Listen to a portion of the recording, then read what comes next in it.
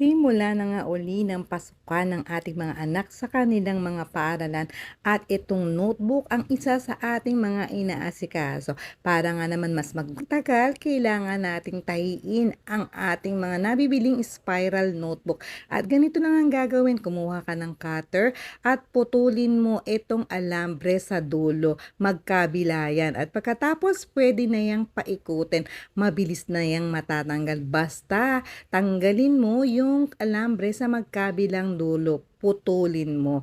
At ayan, tapos na. At kung wala kang karayom na malaki, pwede ka rin gumawa ng improvise gamit ang tinanggal mong spring at karayom. At ito, simulan na nating magtahi. Ayan, kailangan mo munang ibuhol bago ka magsimulang magtahi. Ganyang kadali lang ang magtahi ng notebook. Ito, ibubuhol na natin tong kabilang dulo. At pagkatapos niyan, tapos na, handa na ang ating notebook.